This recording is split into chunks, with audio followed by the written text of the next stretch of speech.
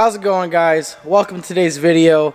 Today I'm going to be showing you guys how to install the Neptune Demon V2, and you could probably use this if you want to do a chip P28.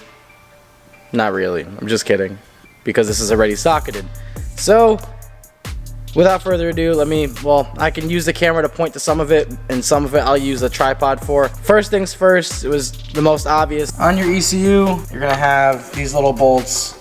You're going to have to take the cover off. So there that goes. You want to direct your attention right here where you have this little chip.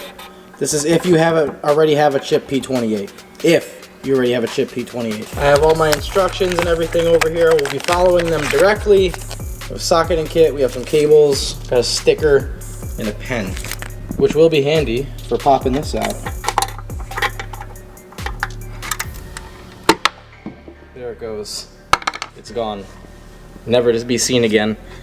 And get this little stupid, these guys put like a paper clip in there to connect that, so we won't be needing that. Here's your packages. This is the Bluetooth, so I'll do that after. First things first, I'm going to read the directions because that's what we should do, you know. So there's a 14-pin header, so that's what we're going to do. We're going to get the Demon out. Okay, so that's what you have right there. This is the actual Demon board. So I believe the 14-pin header is what they mean by the thing that snaps into that. So that's your Demon board. There's your USB. There's your other USB, and you got a bunch of things here. So let's go ahead and do that. So these things right here are gonna snap in to that socket, or these two sockets here and here, that will allow this board to plug into your socket. So now that your Demon board looks like that, it should be able to plug into the socket that was already on your chip P28 or the socket that you just installed. Sorry, I skipped that, but I don't need to do that. Now this one's easy as this. You take your Bluetooth and you snap it in. That's it. Now you have Bluetooth. Those are your analog signals. Here's your Bluetooth. I'm not going to be able to use this port right here because I didn't notch the ECU. But I find that kind of useless for me anyway. I don't really see the point in having to take your ECU out every time you want to tune it. So what you do is, where is it? I have to take the Bluetooth out to show you. But right there you have your mini USB. That's what I'm going to be using. And I'll route the cable in here and show you guys how I do that. So you can use either one to tune. That's why it comes with both. But if you have your ECU notched, this is typically where you'd cut it right here, and then you'd be able to plug the cable in. I'm going to use the mini USB, and I'm going to run the cable inside and then out through the top and through my dash. So again, let me just go ahead and plug the Bluetooth in, and then we'll run the cable. So that's that right there. You can see the cable snaps in right underneath the Bluetooth. It's going to come out right there. I'm going to place this over it. Cable's right there. No freaking problem. Very nice. So that's it. I'm just gonna paint the ECU, and that's gonna be another time. But I just want to paint the ECU like wrinkle black or something, just to make it a little nicer, you know. But for now, let's go ahead and throw these little screws back in there.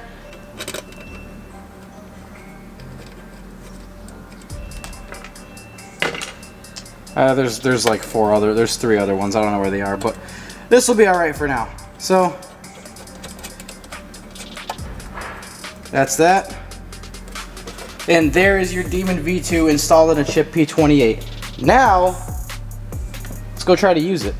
Alright, so I didn't know that you could just connect to it like without the ECU having power, but basically what I just did is I went through the instructions, and basically it gives you all the directions pretty much in help. So all I did was just go to help and then read the directions and connect the ECU, correct type of ECU you put everything in, and I just put the boost scalers on, or whatever that is. But yeah, I basically told it to increase fuel by 10% per PSI, so we should be all right. So we'll go ahead and disconnect that.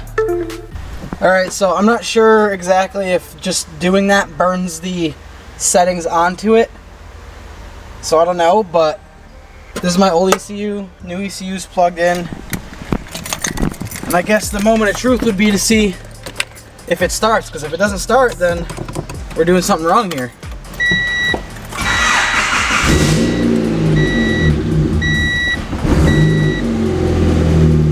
Okay, so it started with the new ECU.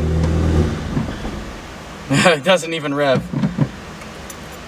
Did I do something wrong? I think I have two-step on it already.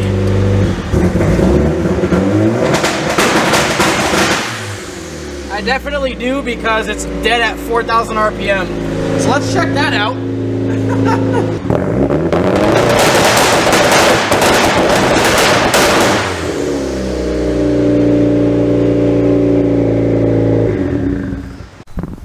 Okay, so I know it has two-step.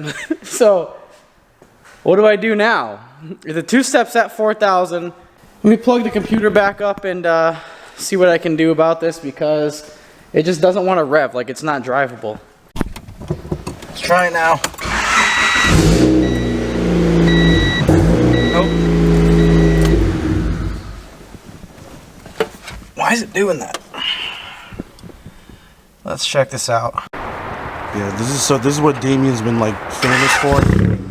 A lot lately is the flames and stuff.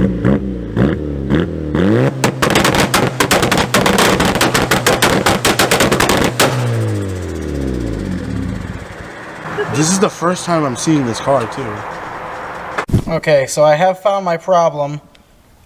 This right here, in that little rectangle, those first four basically have to be soldered in to that right there. So, don't know how I'm going to do that, but I am sure going to try. What a pain in the ass. So, basically before I had that flashing green light, and I also had a solid red light. Now on the Mote's website it says solid red light means you're not getting power from the ECU. You can be getting power from the USB but not from the ECU, and if you don't get power from the ECU you're kind of hit. So I'm going to go ahead and plug that back in. Never opening this up again just because I don't trust myself. Stay blinking green. As long as it's blinking green we're good. Alright, so it basically puts it into like a limp mode and won't let it go past 4K, so I don't think that was anti-lag. I mean, it might have been, I think it's just a rev limiter to be honest. Like a limp mode rev limiter, so let's see what it behaves like now.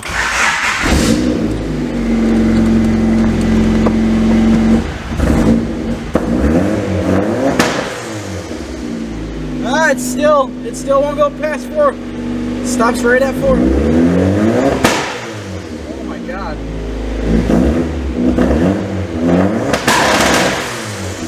Well, it sounds way different. That's probably actual anti-lag. Let me get a clip of that.